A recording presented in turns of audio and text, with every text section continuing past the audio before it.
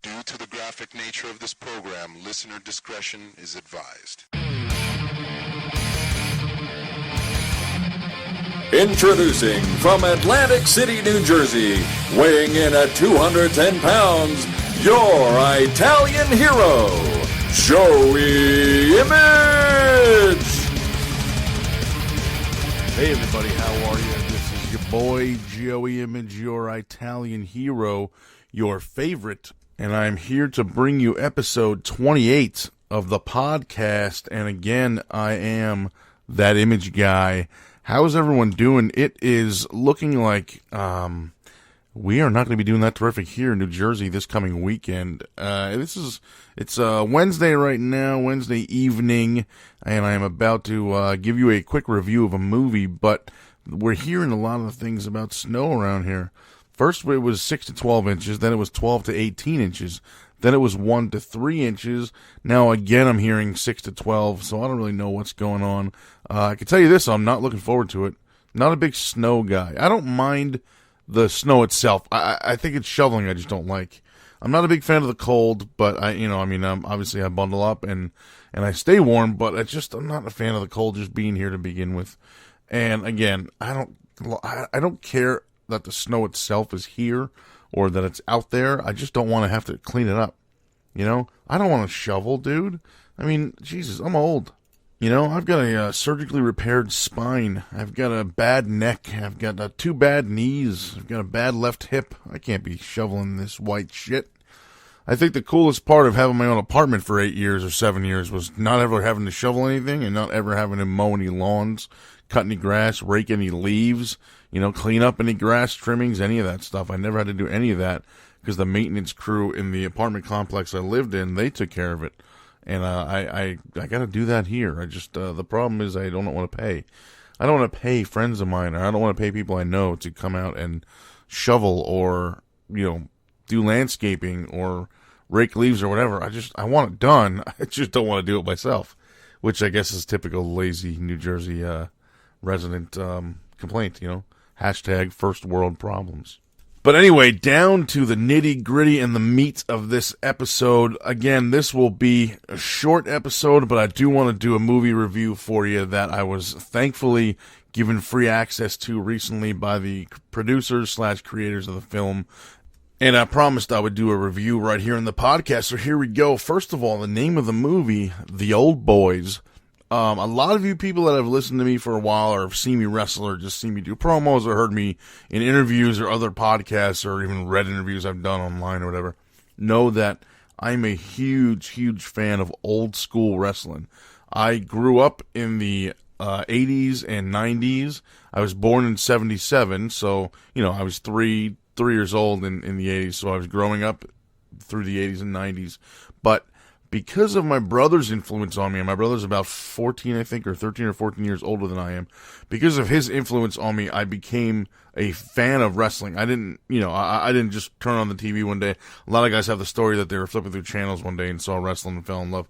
I actually started watching it around 3 or 4 years old because of my brother. So my brother watched stuff in the 50s, 60s, 70s, and or from those eras, and was a big fan. He used to have old magazines from the 70s and the late 60s and 70s that were in black and white and weren't even like on glossy paper. They're almost printed on like newspaper paper, if that makes sense.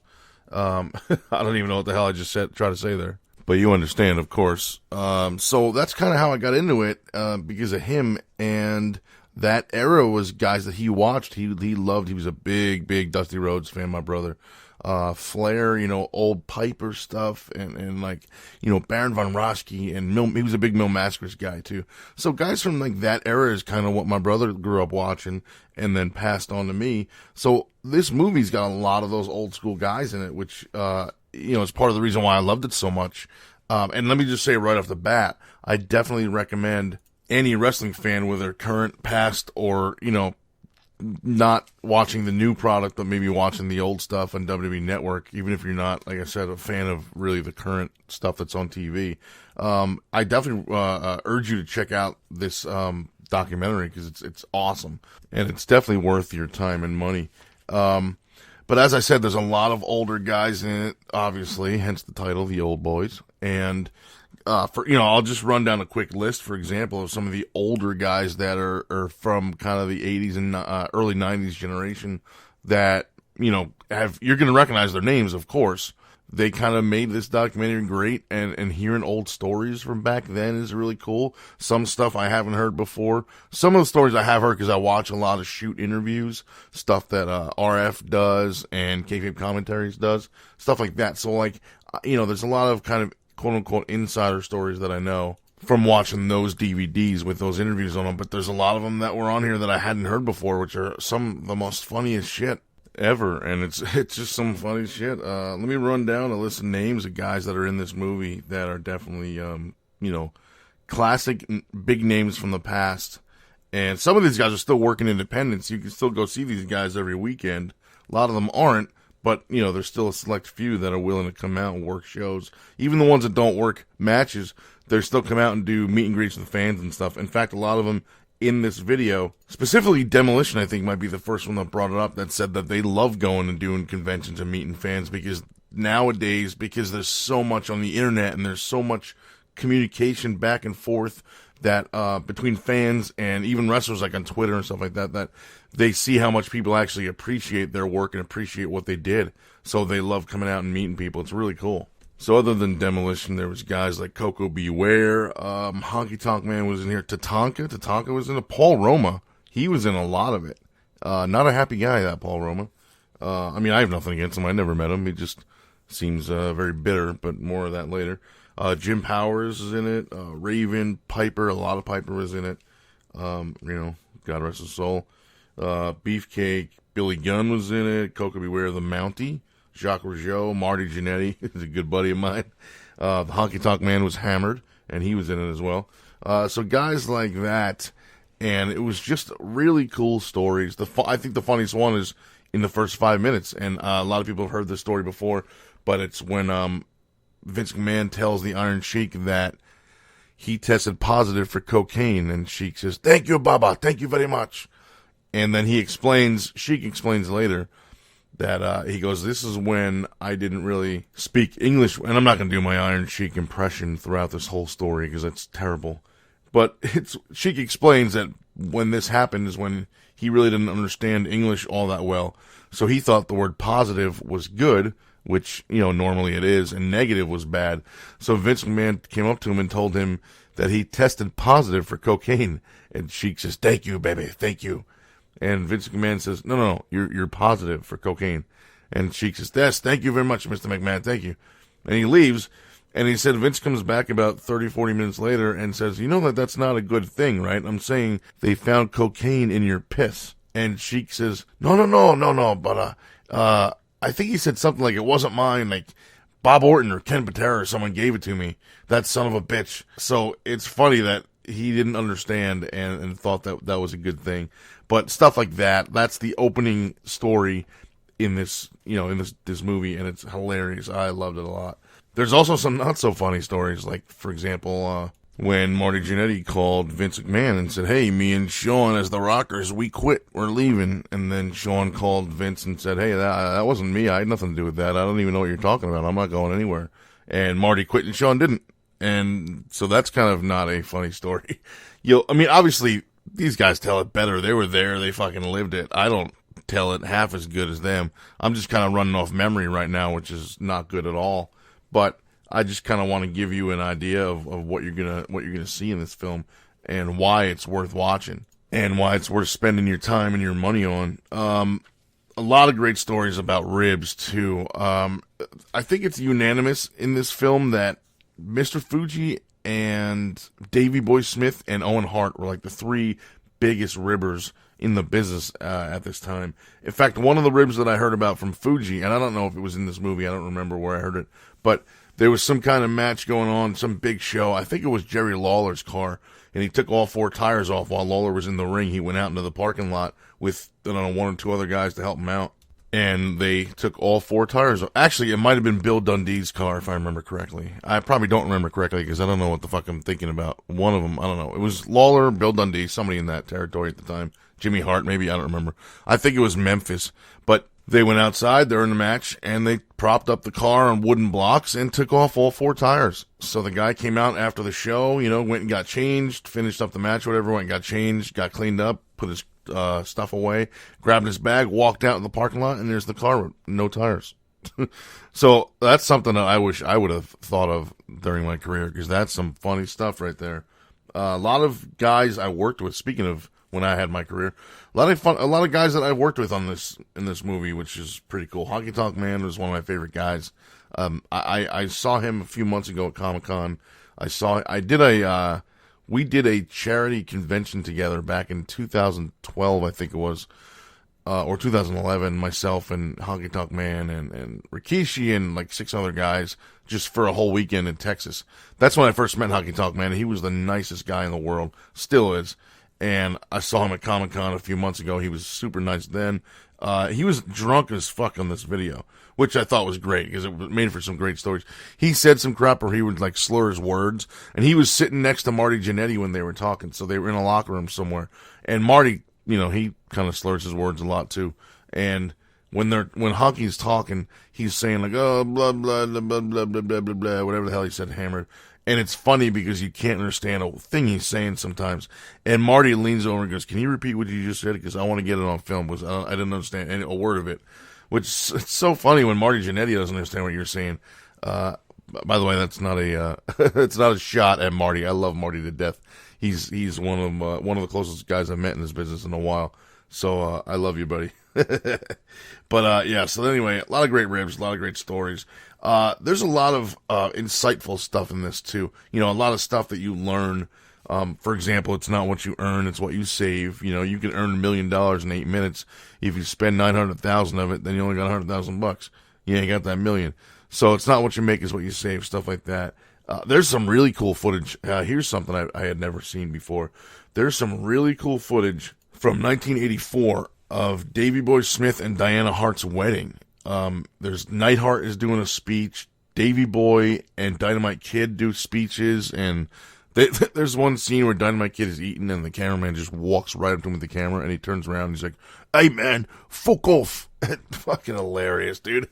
Some funny stuff there. Real cool to see all that stuff. Like, I didn't even know that. I mean, obviously, I assumed a wedding video existed, but I had never seen any of it, or never even thought that, like, hey, this should be on a video somewhere so fans can watch it. It never crossed my mind. But it's cool to see, and it's cool to see a lot of old school Owen stuff, too. Especially, like, that wedding thing, and a lot of people talking about him and everything. There's a whole separate section on this movie about Virgil, which is kind of amazing and almost a little bit weird, because it's uncomfortable, I guess. For me, at least, I don't know, to watch, because I've been in Virgil's presence many times, and it's funny to watch, but sometimes it gets a little bit weird. Like, there'll be people standing online, and, like, for example, you'll see in this video where there's people online at a table next to his. This is like at a convention, and he'll just walk up and grab someone and say, "Hey, come on over, take a picture." And they'll take the picture, and then he'll charge them $10, which is funny because they were online for somebody else. I mean, hey, props to him, kudos to him. What a hell of a worker that is. He's getting money out of people that weren't on his line to begin with. But I don't know. It's just, it's a little bit awkward to watch, but it's still funny. One kid comes up and doesn't know who he is, and his mother's like, "Oh, he doesn't remember you." So he shows a picture of himself with like DiBiase and Vince McMahon, and he's like, "Does this like make you feel better?" And the kid's like, "Yeah, okay, I'll buy one."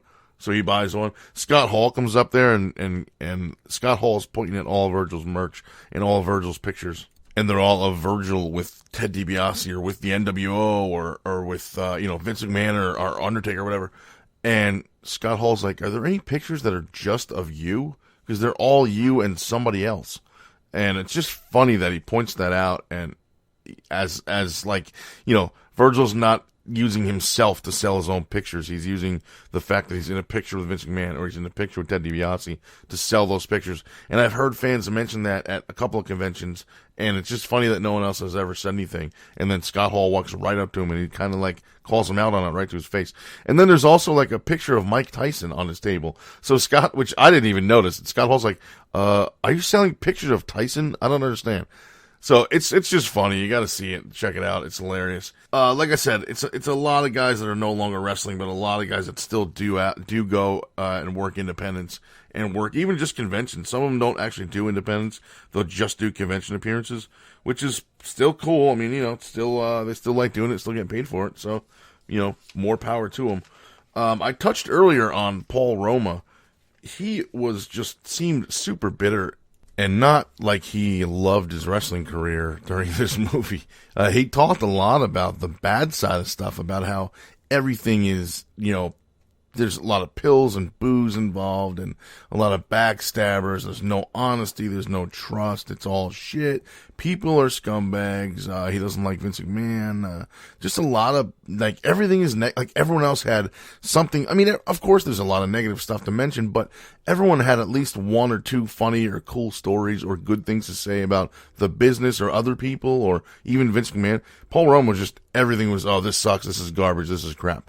And that's cool. I mean, that's his opinions. He went through it. He's much more important than I am. I never done anything big like on that scale, but it just comes off as super bitter. And he did mention that now, since he's been out of wrestling, that he was very successful in wrestling. And now that he's out of it, he's very successful in what he does now, which he never said what it is, just that he's very, very successful at it. And that he gets to, go to work in the morning or during the day, and he's home at night with his family. And that's cool. More power to him. Good for him. There's a lot of guys out there that would love to do that, especially in wrestling. But, I mean, again, he never actually says what he does, just that he's very successful at it. So I'm not sure, take that for what it's worth. But I consider him successful because he was a goddamn horseman. And he mentions that time. He mentions that he didn't do good in the Horsemen because they lived up to a certain standard that he couldn't meet. So, he was ousted from the group, which a lot of people remember. And a lot of people actually questioned why him and, Steve McMichael were ever part of the Four Horsemen. And I kind of understand that. But he just came off as very bitter and maybe he didn't have the amount of success he wanted or thought he deserved. And it's okay to feel that way, man. To each his own. But anyway, back to the movie itself. Like I said, a lot of guys on here still doing independents, still doing conventions. So it's very cool to get to see them and meet them, and they talk about that a lot in this movie. And I really think it's something that fans will enjoy. I did say this was going to be a short episode, so I'm going to wrap up here.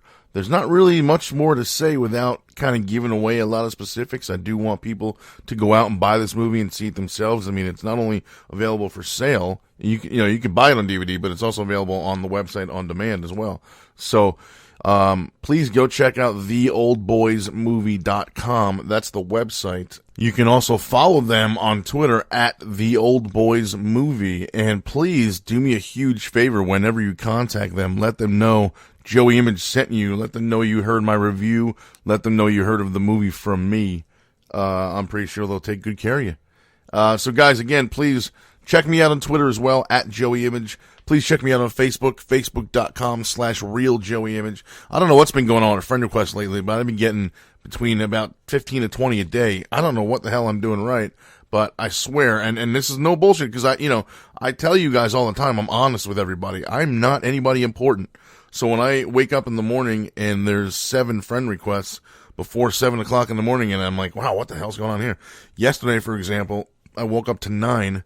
I accepted all of them. If we have 0 or 1 or 2 friends in common, I'll look at the person first to try to determine if it's a spam account or not, and I won't accept it. But I mean, a lot of them lately have been 200-300 people in common, and they're all wrestling people, which is totally cool. It just baffles me how suddenly I'm getting all these friend requests. Like I said, yesterday morning I woke up to 9 requests. That was 7 a.m., and then throughout the day I had gotten another 7 or 8 more. And last night when I went to bed, there was 2 more right before I went to sleep. So I don't really know what's going on or where all these people are suddenly finding me or hearing about me from. I'm hoping it's via my podcast or my Twitter or my YouTube channel. So if it is, thank you very much. I mean, if it's not, thank you very much as well. I appreciate the friend requests, and I appreciate the views and the clicks and the likes and all that stuff. So I mentioned my YouTube channel. I'm going to urge you to please check that out. Please subscribe. Some people think it's just a number, but believe it or not, my YouTube subscription numbers actually help me out a lot as far as endorsements and getting pay on YouTube and stuff like that. So please check me out, youtube.com/JoeyImage. And again, twitter.com at at Joey Image is my Twitter, so you can find me on there, and the links are in my bio, as well as thatimageguy.com. Nothing fancy, literally just a picture of me and the link to everywhere you can find me. So there's about 7 or 8 links on there. And again, please check out theoldboysmovie.com, as well as at theoldboys on Twitter. I'm sorry, at theoldboysmovie on Twitter, and tell them I sent you. So thanks again for listening, everyone. Thanks for downloading and subscribing, and I will talk to you on the next show. Thanks a lot. This has been a presentation of the Three Ropes Media Network. For more, find us on Facebook at facebook.com/Three Ropes or visit us at threeropes.com. Hey, how you doing? This is King Firehawk from the King Firehawk Show. Just telling you, hey, 1640 PWPR is the home of Pro Wrestling Podcast Radio. If you want to interact with the shows, all you got to do is tweet us at 1640 PWPR, or you can go onto our Facebook page. It's a fan page, and we're waiting for you. It's 1640 PWPR, the home where Pro Wrestling Podcast Radio lives.